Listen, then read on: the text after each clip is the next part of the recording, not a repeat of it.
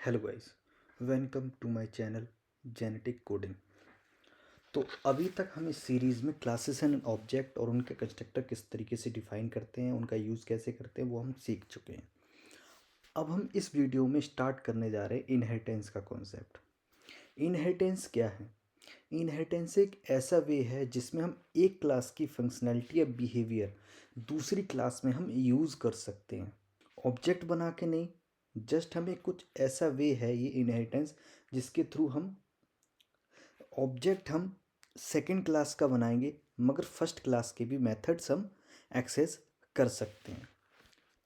तो हमारी जो डाट में होती है इनहेरिटेंस, हमारे पास कई टाइप की होती है। मगर टाइप जानने से पहले ना, मैं पहले इनहेरिटेंस का डेमो दे देता हूँ, मतलब इनहेरिटेंस ही समझा देता हूँ कि होता क्या है। उसके बाद हम टाइप के ऊपर चलेंगे। तो सबसे पहले हम क्या कर देते हैं, क्लास बनाते हैं, एक क्लास, और नाम हम देते हैं इसे पेरेंट क्लास। नहीं नहीं, ये मैं बना देता हूँ ए। इस क्लास का नाम बना दिया मैंने ए, और इसमें वेरिएबल बना दिया इंट ए और वॉइड प्रिंट ए। मैं आपको डेमो पर्पस के लिए सिखा रहा हूँ। यहाँ पे print the value of A is dollar A. ये मेरी क्या हो गई, यहाँ पे एक क्लास डिफाइन हो गई। ऐसे ही मैं एक और क्लास डिफाइन करता हूँ जिसका नाम दूंगा मैं क्लास बी। इसमें वेरिएबल डिफाइन किया मैंने इंट बी। इसी तरीके से मैंने किया प्रिंट बी, और एक स्टेटमेंट बनाई the value of v is dollar b. अब देखो मैं क्या करूँगा, अगर मुझे ये दोनों क्लासेस अलग अलग इन दोनों क्लासेस को यूज़ करना है, तो हमने जो अभी तक हम पढ़ते आ रहे हैं, क्या करेंगे, हम मेन मेथड में जाएंगे। यहाँ पे क्या करेंगे, वेर ओबीजे ए, मतलब ए का ऑब्जेक्ट बनाएंगे, obj a dot print a call करेंगे। ऐसे ही ओबीजे वी बी का ऑब्जेक्ट बनाएंगे, यहाँ पे obj b dot print v call करेंगे यहाँ पे। तो ये ट्रेडिशनल वे है जो हमने अभी तक सीखते हैं कि इस तरीके से हम दोनों क्लासेस का यूज़ कर पाएंगे। तो देखो अब मैं क्या करता हूँ, यहाँ पे dot main file dot dot. देखो इस तरीके से हम क्या करते हैं, ओ हमने क्या कर दिया, वैल्यू नहीं इनिशियलाइज करी है। O V J A dot A की वैल्यू मैंने क्या कर दी 23। ऐसे ही O we J V dot V को मैंने वैल्यू दे दी हमने यहाँ पे 56। तो अब देखना है यहाँ पे जैसे मैं रन करूँगा आगे।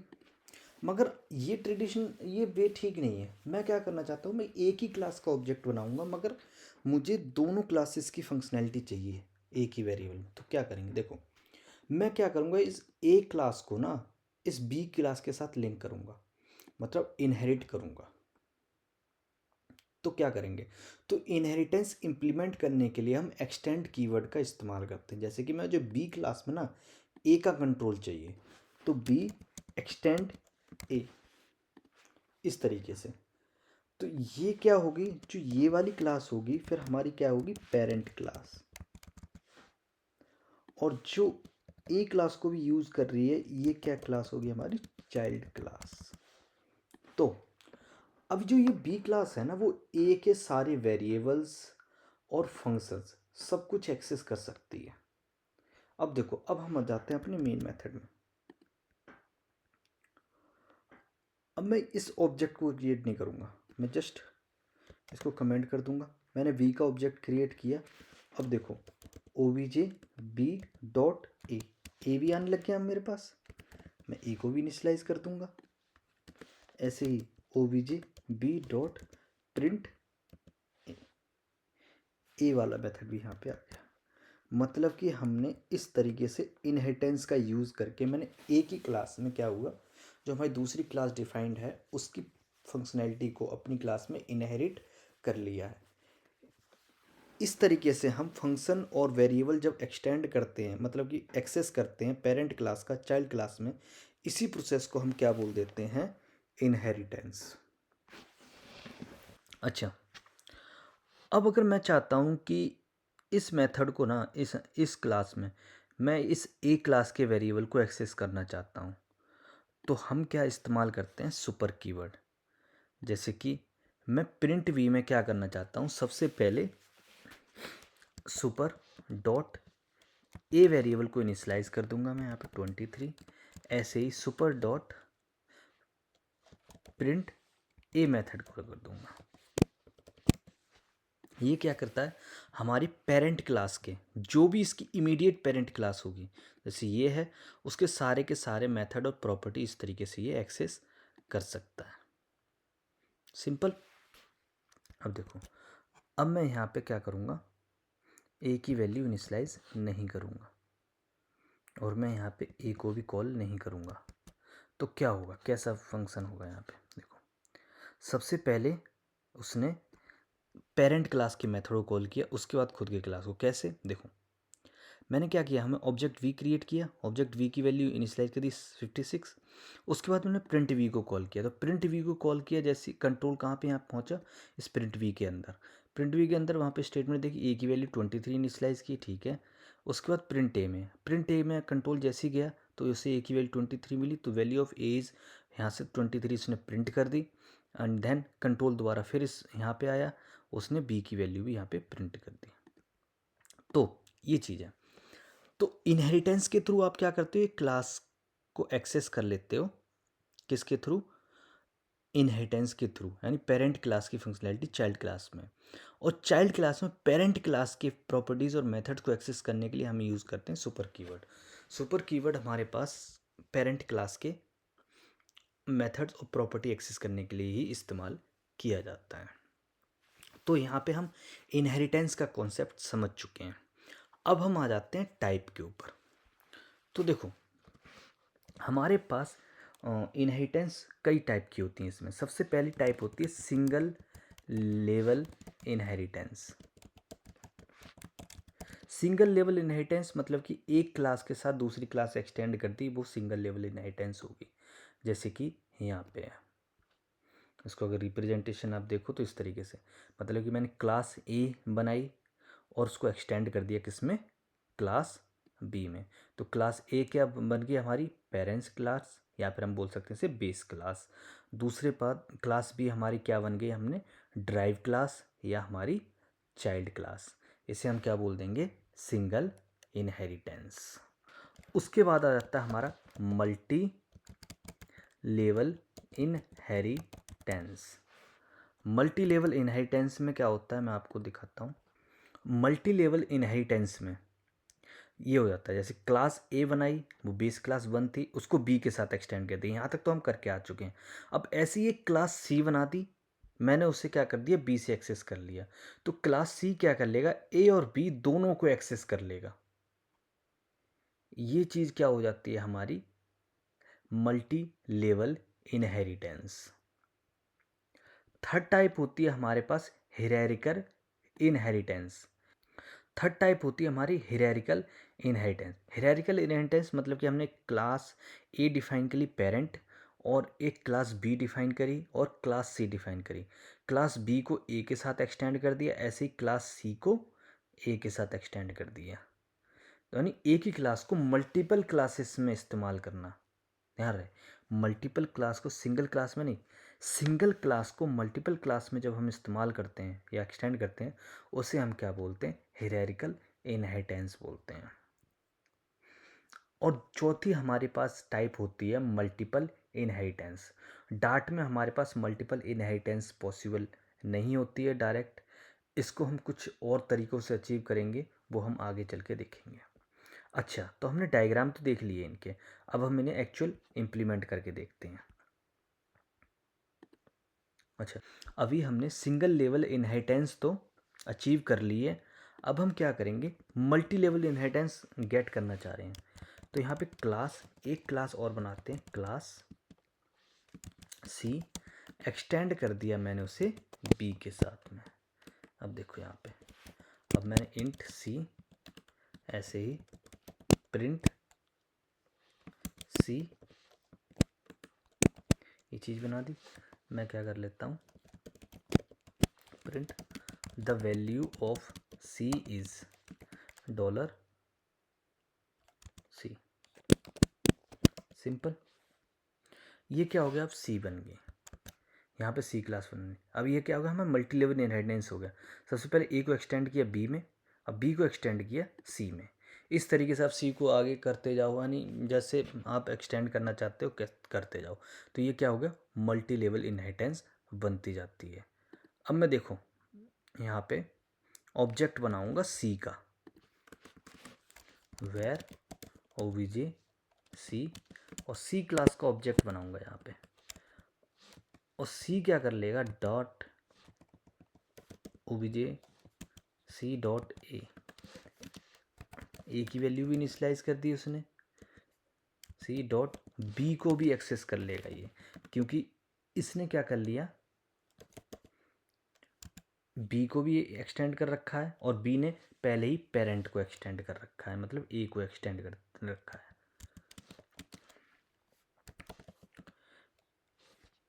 ओबीजे डे सी हो गया। इसको आप समझ सकते हो कि मल्टी लेवल इनहेरिटेंस की, जैसे कि आपके दादा, फिर उसके बाद आपके डैडी, फिर आप।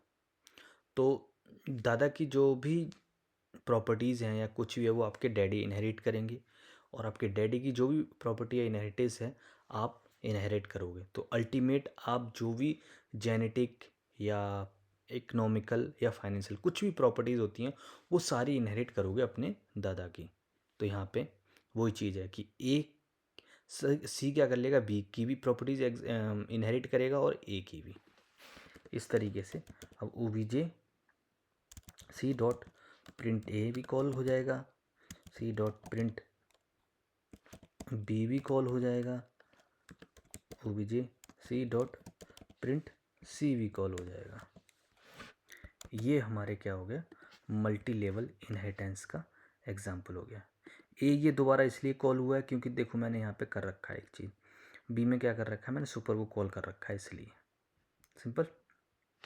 अगर मैं सुपर को हटा देता हूँ तो ये कॉल नहीं होगा, तो 3 स्टेटमेंट कॉल हो गए, ठीक है, ये चीज़ है। अब देखो यहाँ पे ये सुपर किसको गेट करेगा, देखो यहाँ पे मैं सुपर कीवर्ड करूँगा ना डॉट, देखो ABC, समझ गया, एक्सेस इसका सारा आ गया। तो सुपर कीवर्ड क्या कर लेगा, अब यहाँ पे जो भी एंड क्लास होगी आपकी, वो अपनी जितनी भी पेरेंट क्लासेस होगी जिसके साथ वो इनहेरिट हो रखी है उनकी सबकी प्रॉपर्टीज ये एक्सेस कर सकती है सुपर कीवर्ड के थ्रू, ठीक है। ये सिंपल है। ये क्या हो गया, हमारे मल्टी लेवल इनहेरिटेंस हो गया। अब मैं क्या करता हूँ, एक क्लास एक और क्रिएट करता हूँ, क्लास डी, मगर इसे एक्सटेंड करूँगा बी से, सी से नहीं करूँगा। तो इंट यहाँ पे क्या हुआ डी, और यहाँ पे एक मेथड बना लिया print D, print the value of D. देखो यहाँ पे क्या हो गया, मैंने वैल्यू बना ली यहाँ पे डी की। अब मैं जैसे ही यहाँ पे कॉन्सेप्ट क्रिएट करूँगा ना, जैसे यहाँ पे मैंने डी क्लास बना ली, मगर उसे एक्सटेंड किससे किया है, बी क्लास से, सी क्लास से नहीं किया है। तो मैं क्या करूँगा, देखो अभी मैं ऑब्जेक्ट बनाऊँगा डी का, ओबीजे डी, जैसे मैंने डी क्लास का ऑब्जेक्ट बनाया OBJ dot, OBJ D dot, देखो A V D C access नहीं कर रहा है, क्योंकि हमने इस डी क्लास को ना मल्टीपल इनहेरिटेंस के थ्रू, मतलब कि सेम क्लास को यानी सी क्लास को, मतलब बी क्लास को, जो ये बी क्लास थी उसको मैंने सी में भी इस्तेमाल किया है, डी में भी इस्तेमाल किया है। अब ये सी और डी बी की सारी प्रॉपर्टी एक्सेस करेंगे, कोई दिक्कत की बात नहीं, मगर ये आपस में एक दूसरे की प्रॉपर्टी एक्सेस नहीं कर पाएंगे। ये ऐसा ना हो कि डी भी एक्सटेंड बी से है, सी भी एक्सटेंड बी से है, दोनों इनहेरिट करें तो आपस में नहीं करें, नहीं। डी अपनी प्रॉपर्टी एक्सेस कर सकता है या बी की एक्सेस कर सकता है, ऐसे सी अपनी प्रॉपर्टी एक्सेस कर सकता है या बी की एक्सेस कर सकता है, समझ गए? ये चीज़ है। अब मैं यहाँ पे डी का कॉल करता हूँ, अगर मैं 34 है और obj.d डॉट प्रिंट डी। मैंने अभी इसकी सिर्फ डी की वैल्यू इनिशलाइज़ की है, तो बाकी वैल्यू मेरे ख्याल से मुझे मिलेंगी नहीं। यहाँ पे देखो, मैंने डी को इनिशलाइज़ किया obj.d और 34, ओके। प्रिंट डी मैंने शायद वैल्यू डी की दी नहीं है, हाँ, तभी नहीं आई।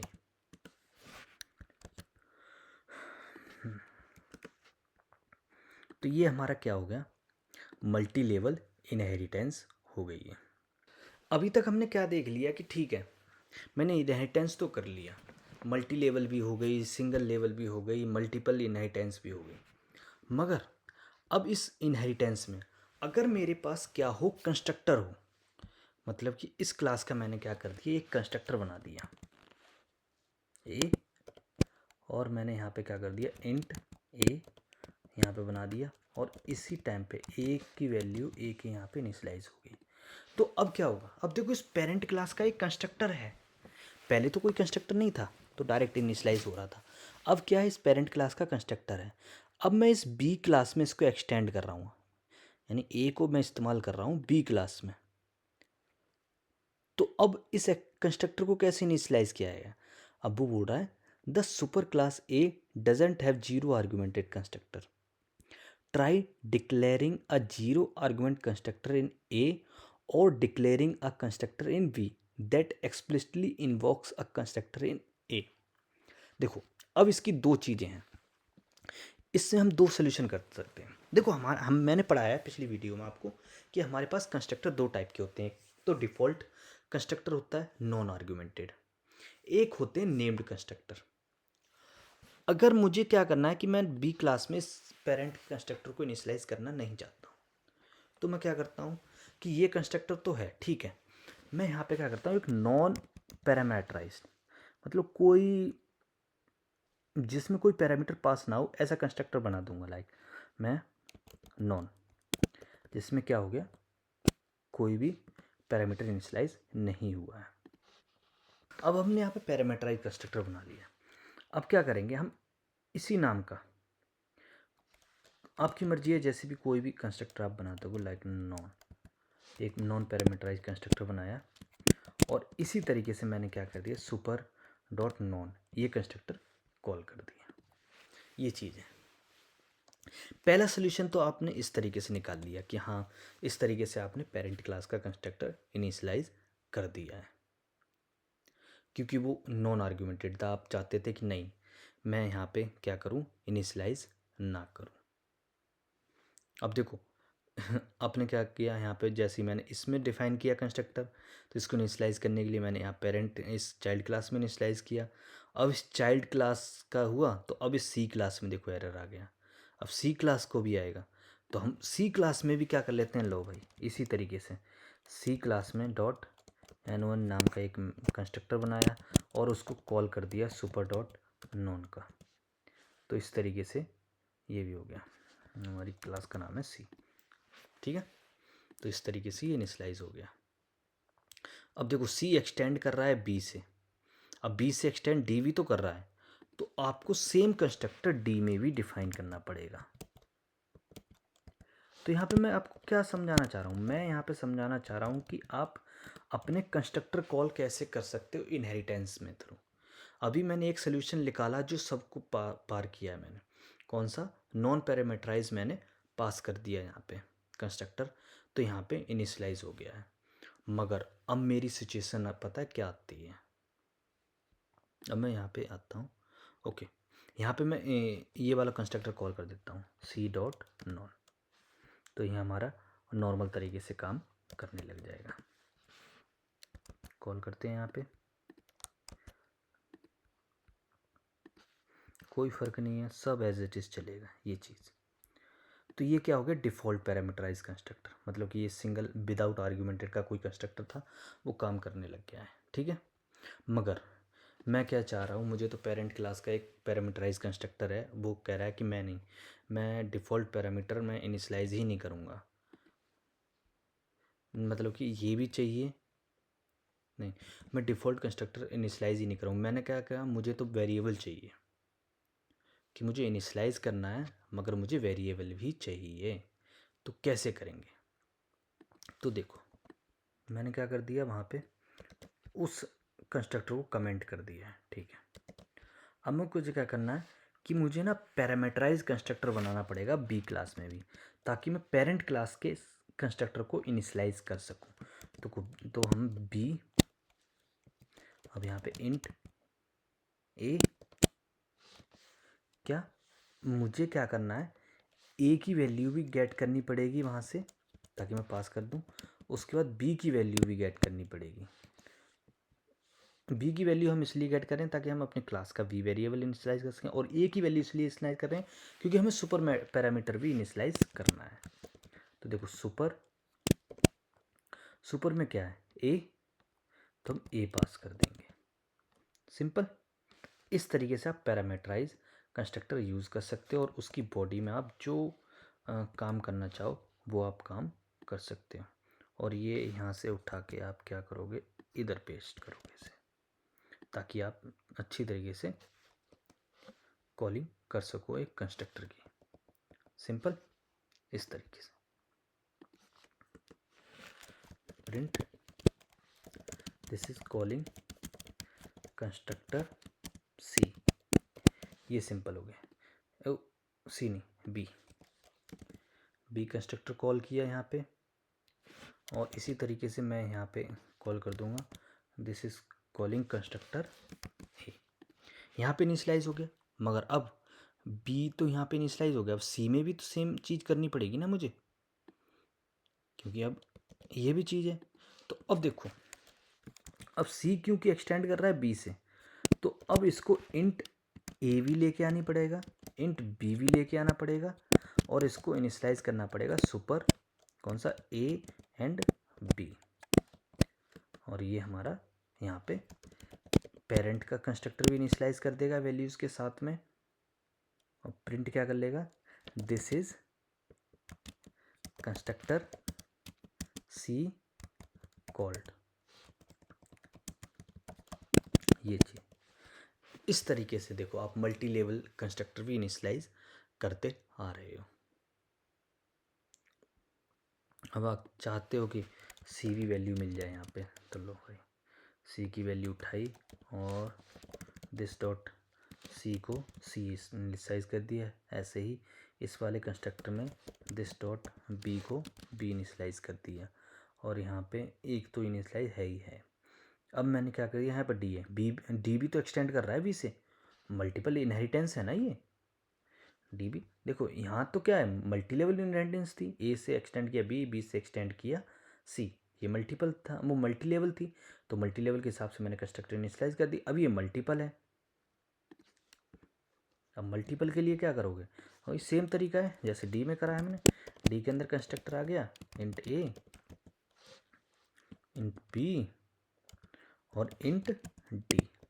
अब यहाँ पे मेरे पास सुपर सी से कुछ मतलब नहीं है, मगर उसे तो चाहिए ना, ये चीज़ बन गई यहाँ पे, और दिस डॉट डी, और प्रिंट कर दिया मैंने द वैल्यू, मतलब कंस्ट्रक्टर सी कॉल्ड।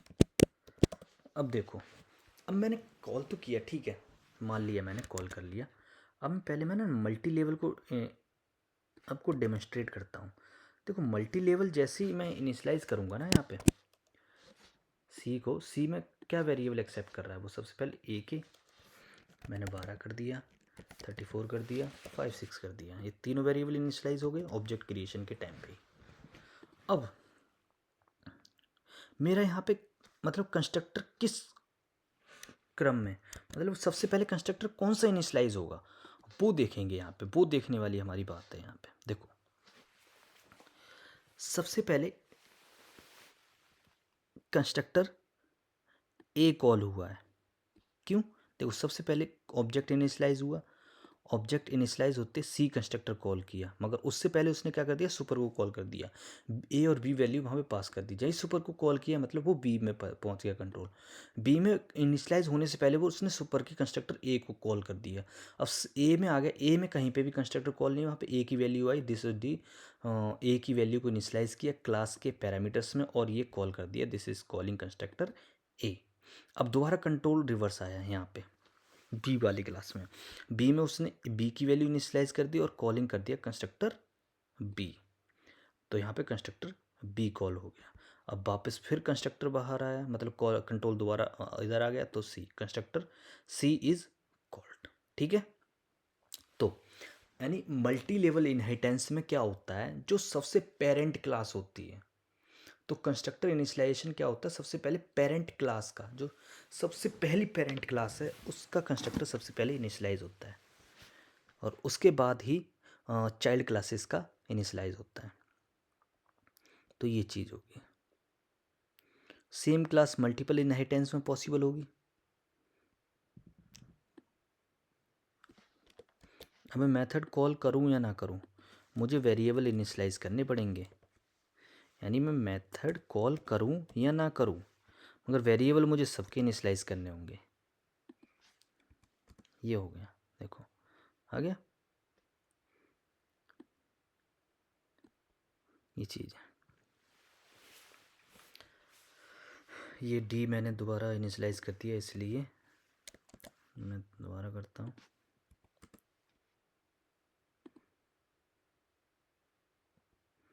डी 5 6 7 कैसे हो गया,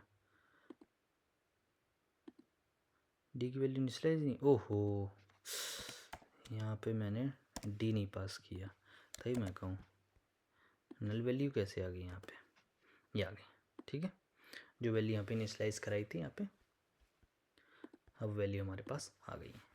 तो ये क्या हो गया, मल्टी लेवल कंस्ट्रक्टर इनिशियलाइजेशन। अब वो चाहे मल्टीपल में आपको कंस्ट्रक्टर इनिशियलाइज करना हो, पैरामीटराइज कंस्ट्रक्टर इनिशियलाइज करना हो, वो आपकी इच्छा है। मैंने यहाँ पे देखो पैरामीटराइज इस ये वाले कंस्ट्रक्टर भी डिफाइन कर दिए हैं। अब ये दोनों दोनों अगर साथ में आप रख लोगे ना, तब भी सेम ही काम करेंगे, ऐसी कोई बात नहीं है। जैसे मैं यहाँ पे इसको कर लेता हूँ, ये नॉर्मल कंस्ट्रक्टर, ये क्या हो गया, ये पैरामीटराइज कंस्ट्रक्टर हो गया, ये नॉर्मल डिफ़ॉल्ट कंस्ट्रक्टर हो। आप ये पैरामीटर इस डिफ़ॉल्ट कंस्ट्रक्टर में भी डिफ़ाइन कर सकते हो, ऐसी कोई बात नहीं है। मतलब इस पैरामीटराइज एंड नेम्ड कंस्ट्रक्टर में भी डिफ़ाइन कर सकते हो, ये चीज़ है। तो ये हमारी क्या थी, टोटल इनहेरिटेंस का कॉन्सेप्ट था, जिसमें हमने कवर किया single level inheritance, multi level inheritance और मल्टीपल इनहेरिटेंस। हमने इनहेरिटेंस के साथ साथ कंस्ट्रक्टर इनिशियलाइजेशन भी सीखी कि सिंगल लेवल इनहेरिटेंस में कंस्ट्रक्टर की इनिशियलाइजेशन कैसे की जा सकती है, मल्टी लेवल में कैसे की जा सकती है और मल्टीपल में कैसे की जा सकती है। अगर आपको इसमें कोई भी डाउट हो रहा है तो आप कमेंट सेक्शन में आके मुझसे पूछ सकते हैं। अगर आपको ये वीडियो ठीक लगी है तो इसे दोस्तों के साथ शेयर करें और इसे लाइक करें।